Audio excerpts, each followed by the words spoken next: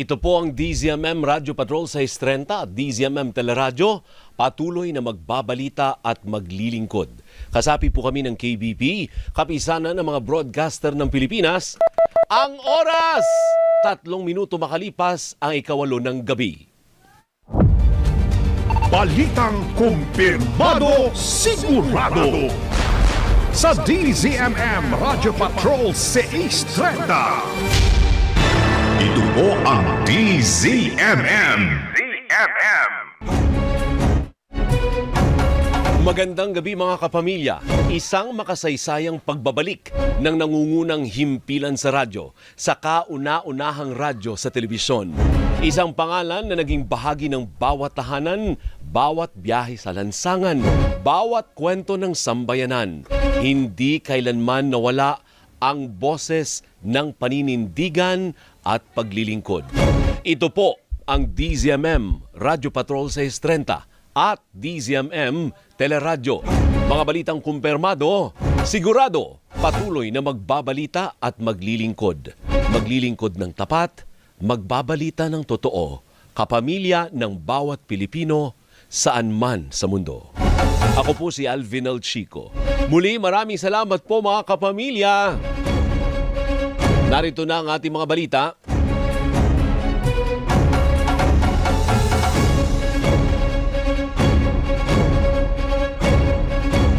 Nakabalik na ng Pilipinas si dating Negros Oriental Representative Arnolfo Teves Jr.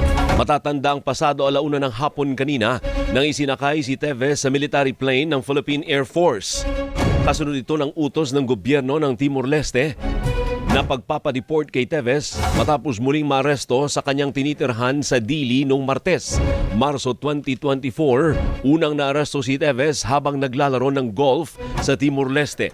Si Teves po ay naharap sa kasong multiple murder dito sa Pilipinas kaugnay ng pagpatay kay Negros Oriental Governor Roel Degamo at 9 na iba pang biktima ng massacre.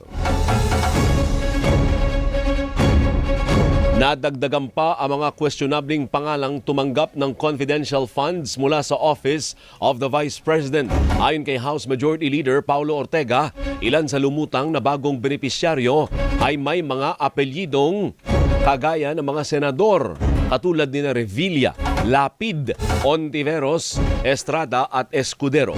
Isiniwalat din ni Ortega na ilang pangalan na tila hango sa pangalan ng kilalang bake shop. Sinasabing walang record sa Philippine Statistics Authority ang mga nadagdag na questionabling pangalan. Una nang natuklasang walang record ang halos 2,000 pangalang tumanggap ng confidential funds mula sa OVP at Department of Education, kabilang ang pangalang Jay Camote, Miggy Mango, Mary Grace Piatos at Xiaomi 8, nakaparehas ng pangalan ng mga pagkain at cellphone.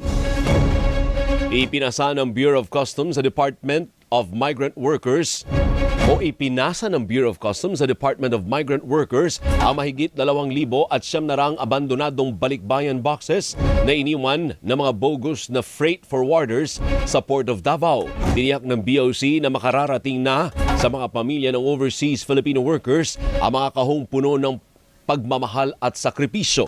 Ayon sa Customs, ang mga kahong ito ay simbolo ng pag-asa at pagmamalasakit ng mga OFW.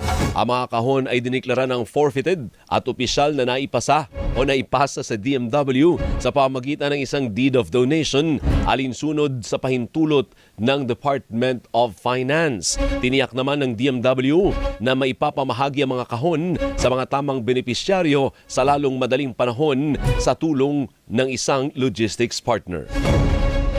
Isa pa, mas mabilis at maluwag na pila ng mga commuter sa MRT3 ang aasahan kasunod ng pagtanggal ng X-ray machines sa baggage inspection ng mga istasyon.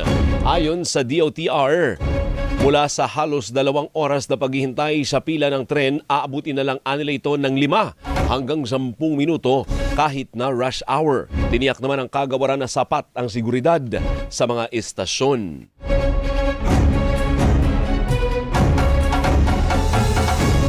DZMM Radio Patrol 6:30, balik na sa ere. Detalye mula kay Radio Patrol Robert Mano.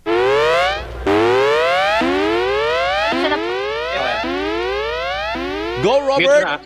Alvin, nagbabalik na ang isa sa pinakapinagkakatiwalaan AM radio station pagdating po yan sa pagbabalita. Makikilala na ngayon ang DWPM Radyo sa Istrenta bilang DZMM Radyo Patrol sa Istrenta. Ito'y matapos po magdesisyon ng Philippine Collective Media Corporation na gamitin ang naturang phone line simula po yan alas 8 ngayong gabi, May 29. Kasabay dito ay inanunsyo na rin po ng Media Servicio Production Corporation na siya pong gumagawa ng mga programa para sa DZMM Radyo Patrol sa Istrenta na baguhin na rin po ang pangalan ng Teleradyo Servisyo bilang DZMM Teleradyo. Ang DZMM noong mga nakaraang 30 years ay pinagkatiwalaan ng ating mga audience bilang isang napaka-reliable source of news and public service. And now that we are back as DZMM Radyo Patrol sa Istrenta and DZMM Teleradyo, asahan po natin na mas higitan pa natin ang mga serbisyong ihahatid natin sa kanila, and we make sure that we break the news yung tama at accurate. Dahil dito, Alvin, muling mapapakinggan sa radyo ang nakasanayang pagbabalita sa DZMM bilang maasahang himpilan na una sa balita at una sa public service. Ang tanong ngayon, ano ba ang aasahan sa DZMM? Nako, may magbabalik. Alam mo, yung minahal nating MMK sa DZMM ay muling mapapakinggan sa DZMM Radyo Patrol sa Istrenta at Teleradyo. At meron tayong reprogramming. Abangan nyo yan sa June 2. Maganda po ang ating lineup at sinisigurado ko na yung lahat ng mga informasyon at balita na kailangan ninyo ay mapapakinggan at mapapanood nyo. Alvin, sa programa naman dito sa Ayala Museum kung saan tumalo ang mga pinuno ng PCMC, MSPC at syempre ang mga DZMM anchors, reporters at syempre ang mga staff din natin dito at magiging mga partners na at advertisers kabilang din sa dumalo dito, Alvin, ay si Kabayang Noli De Castro at si Miss Charo Santos Concio. Dahil nandito si Miss Charo at si Kabayan Alvin, isa lang ang ibig sabihin yan. Magbabalik din ang kanilang mga programa sa DZMM na aabangan ng ating mga kababayan simula yan next week, Alvin. At siyempre, kasama ang buong puwersa ng DZMM Radyo Patrol sa Istrenta, yan po ang balitang kumpirmado at sigurado. Ito Radyo Patrol, Robert Mano, DZMM. Sarap pakinggan, ano? Maraming salamat, Robert Mano. Isa pa. Puntahan po natin si Radyo Patrol Bert Dizon, babaeng nag-viral na lumabas sa isang imburnal sa Makati City. Nilinaw na hindi nakatira doon. Pakinggan natin ang pag-uulat ni Bert Dizon. Bert?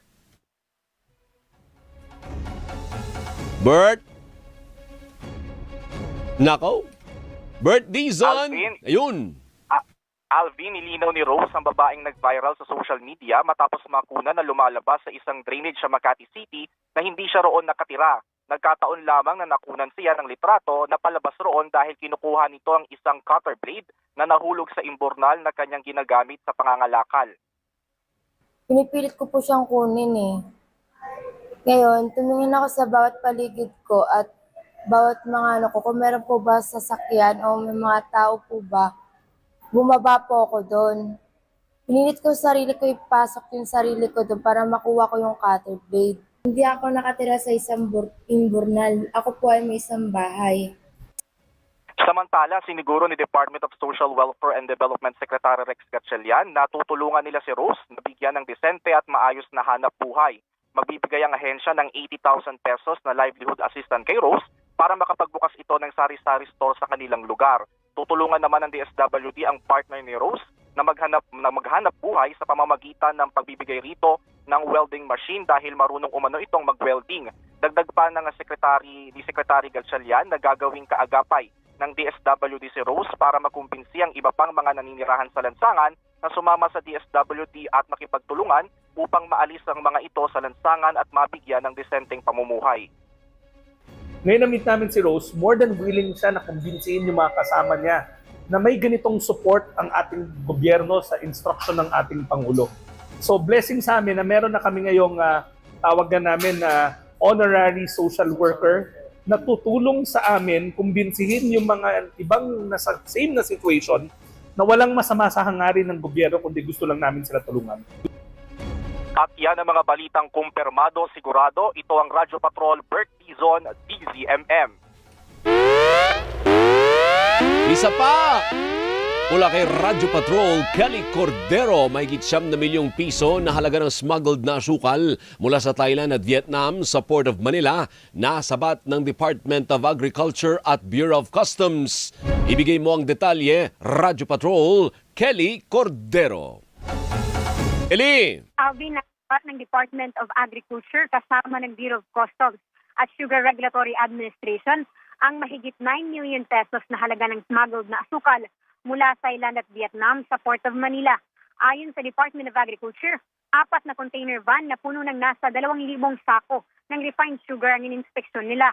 Galing Thailand ang nasa 1,000 bag ng asukal na nagkakahalaga ng 5.4 million pesos. Habang mula Vietnam naman, ang 1,040 bags ng sweetener mix na nagkakahalagang 4.5 million pesos. Ayon sa SRA, lehitimo, registered at licensed naman ng sugar importer. Ang problema lang ay walang authorized importation ngayon at wala ring import clearance ang mga ito. Bukod pa rito, misdeclared din ang white sweet powder bilang glucose na may mas mababang taripa. We're very strict on this kasi po pag binenta po ito sa retail market, yung natatamaan po yung local farmer. With sugar po, 1 taon yun. 1 taon from tanim to harvest. So 1 taon na paghihirap, tapos babagsak po yung presyo nila dahil may unauthorized importations. Ayon kay SRA Admin Pablo Azcona, planong i-donate ang mga nasamsam na asukal sa Department of Agriculture para ipamigay sa mamamayan sa pamamagitan ng Kadiwa Store. At yan ang balitang kumpirmado, sigurado. Ito ang Radyo Patrol, Kelly Cordero, DZMM.